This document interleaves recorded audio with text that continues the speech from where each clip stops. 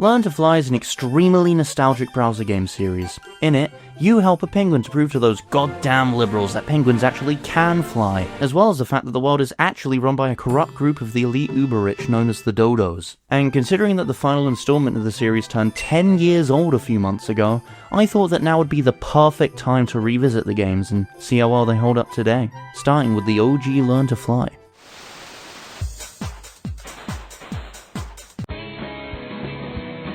Lovely. Learn to Fly 1 is the quintessential physics launcher game where you shoot a bird at dangerous speeds through the skies of Antarctica and get paid based on how far away the corpse is from the launch site. You can then use that money to purchase better items and stat buffs to help you travel greater distances in future runs, namely gliders, which help your penguin maintain altitude and velocity in the sky, and rockets. I call this the Penguin Swan Song.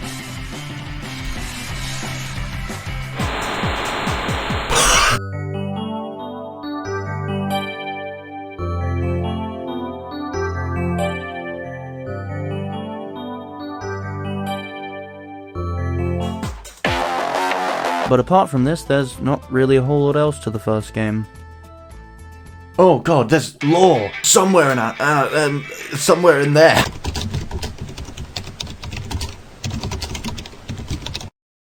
Emperor Penguin. Yay. Flightless birds.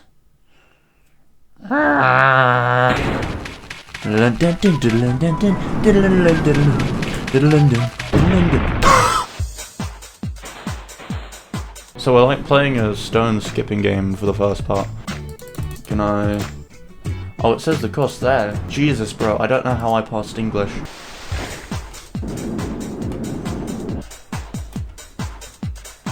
Meow. Oh no. Okay, that was a... Oh. How much is this? Let's just get it. Let's just get it. I don't know what that accent was supposed to be. Hello, you wonderful sausages. We're going to break Civ 6 after I launch this penguin into the side of the moon. Let's see how much that actually does for us, though, because resistance is still kind of there. I don't know what is wrong with me. Are we going like all this way to go like fight in a war or something so we can say the cavalry has arrived? This is called the backflip. This is called the attempt to backflip and realize you can't go any more than 90 degrees. Okay. And final burst of our friendship. I did it. I can fly.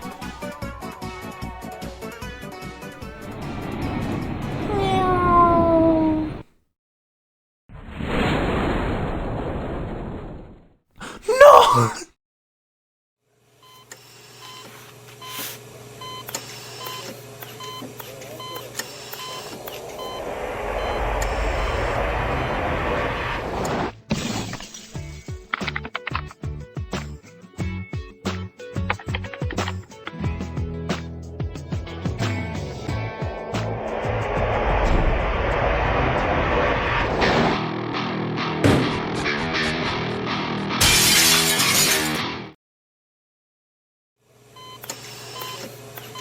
Learn to Fly 2 is the sequel to the original Learn to Fly, if you couldn't tell. And it's a significantly more fleshed out experience with a greater selection of upgrades, as well as 2 new item categories. Slayers, which primarily serve as a bonus for your penguin's speed and takeoff on the slope during its launch, and payloads, which assist you with the game's newest mechanic, Destruction. where you can earn bonus money by destroying the obstacles that pop up along the way of your flight. Now, I know what you're thinking. This is clickbait. Payload makes it sound like you're going to be carrying a bomb, not cast iron. Well, allow me to introduce another new feature. The arrow.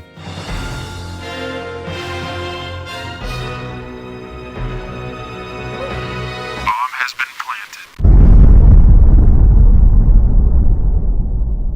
Yeah, in this game, object upgrades have unique variants which promote different playstyles and strategies. For example, you can use the traditional rocket boost upgrades from the first Learn to Fly, where you hold down spacebar to use up some of your fuel and let go when you reach terminal velocity. Or you can use the newly introduced one-shot and four-shot boosters if you don't want to micro like a balloon's try-hard. On top of this, the game has an entirely new currency called BP, which you get from completing achievements and spend on smaller incremental upgrades that carry over to all of your save files, essentially adding an entirely new roguelike element to the game. Look, I added the roguelike part just so I had an excuse to play more Vampire Survivors. Oh, that was a good 8 minutes and 14 seconds of B-roll. Let's hope I can use it and don't need to record more.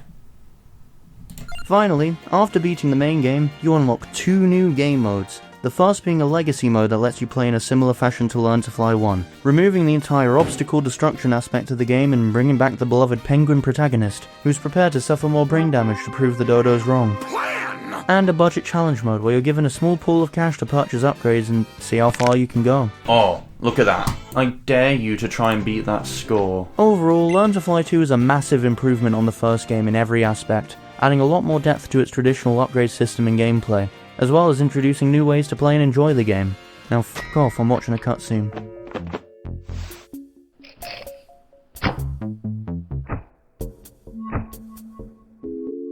Icebergs and their weaknesses.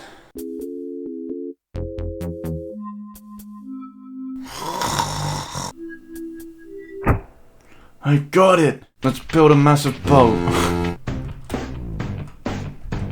Oh, he's right there. Destroyed. I don't know how I did that. No idea. There's no way we beat it though. Oh, that's nothing. Look at that. We've got one more thing to do. Osmium, or nuclear warhead. I think we have to finish off with a nuclear warhead, right? I mean, surely. Now we've got big brain strat, look at this. Bang! Yeah! Woo! Got revenge on those pesky icebergs. Mission accomplished. Well, I can't stupid non-kind of cause a bird anyway. Give up and die in a fire.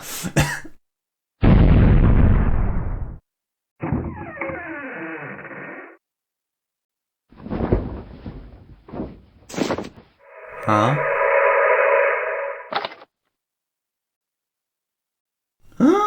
From the first game, maybe. Or are you just gonna nuke the guy? Before we move on to Learn to Fly 3, I think it's extremely important for me to mention the magnum opus of Learn to Fly. An absolute masterpiece that struck fear in the heart of Dragon Age Inquisition, and is as highly regarded as Red Dead Redemption 2 for its contributions to the gaming industry that would change its course forever. Learn to Fly Idle. In this game, you control a cannon that shoots out blue balls of concentrated ice to destroy objects, which give you money so that you can juice your medieval piece of junk to be able to unleash ungodly levels of destruction. You know, I'm pretty sure that anything moving fast enough to go from Earth to another planet outside of the solar system within seconds would do some pretty irreparable damage to time and space. Asmongold versus Hazan Abbey. What is that? Well, Arthur, they're basically the two biggest political streamers. Oh my god! And Elaine Musk? Who is she? A fucking corpo dinosaur, that's who. Who the goddamn hell? Now, I know what you're thinking. At what point does this game actually feature flying? Those who know? Yeah, honestly, I feel like they should have called this Learn to Idle or something, riffing off the original name without clickbaiting you, and that completely destroys any and all respect I have for this installment, so I'm not going to talk about it anymore. Enjoy the gameplay. Lies of Penguin.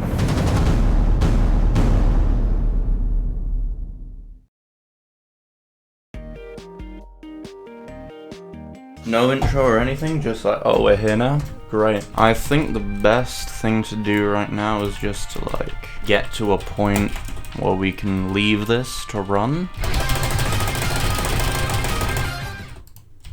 What's the... Oh my god. Thank you for the gold, kind stranger. What about Mr. Snowpile? 'Cause I'm Mr. Snowpile Jersey. 2 hours later. Alright, this is like a major leap forward, I know, but like... I don't know what you expect me to do commentary-wise. It's the game plays itself. This is the final thing.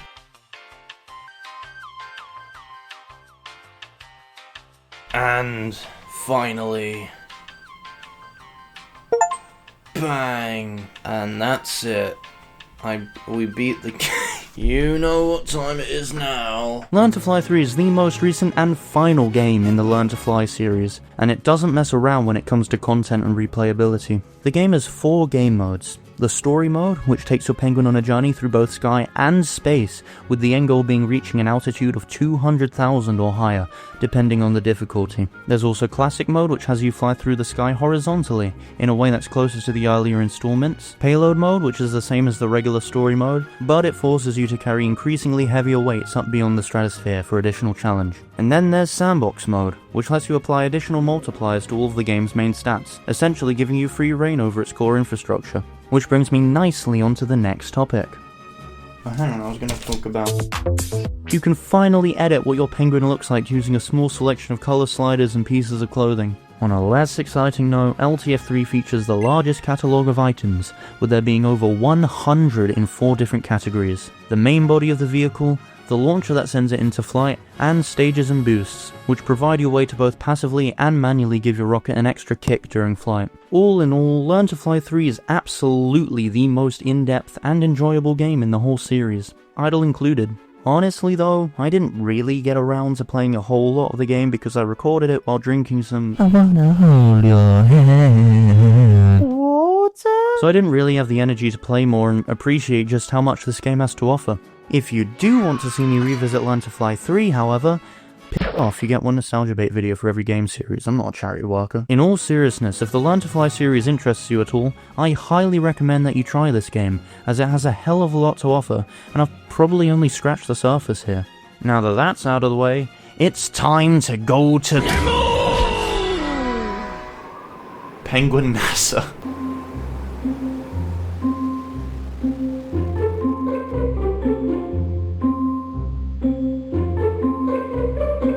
The moon.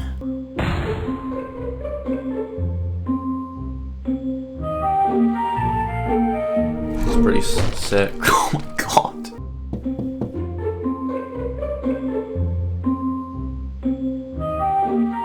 Like flying, but up. oh my god.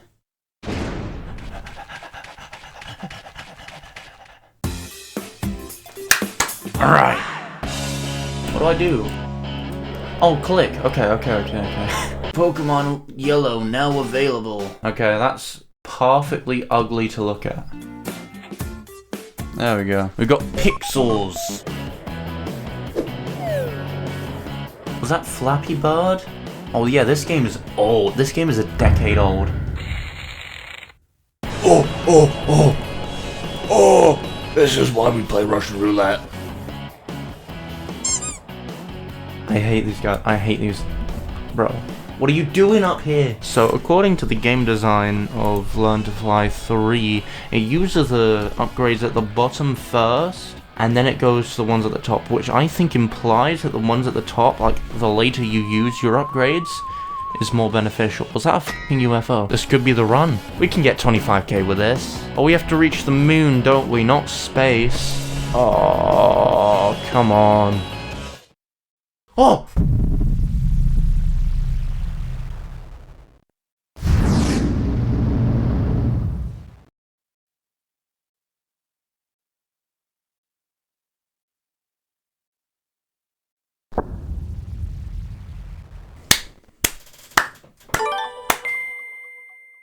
Woo! Story mode. Complete. Learn to be a hedgehog in space or something, I don't know. In conclusion, the Learn to Fly games were absolute icons in the late 2000s to the mid-2010s Flash game era, as they were able to strike the perfect balance between fun, addicting gameplay that can be appreciated in short bursts, alongside near infinite replayability that incentivized you to try out new strategies and upgrades. Were they perfect? Yes. Especially Learn to Fly Idle. Were they fun to revisit? Absolutely. In fact, part of me hopes that the devs come back to make a fourth game that takes everything good from the initial trilogy and expands upon it, with a fresher art style, more items, and a battle pass with a John Wick penguin that costs real-life money.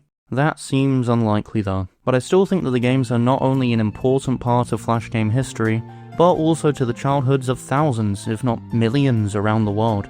If you do want to watch a video about an extremely nostalgic childhood game that got ruined by greed and features a battle pass, check out my Pixel Gun 3D video. I don't know how to end these.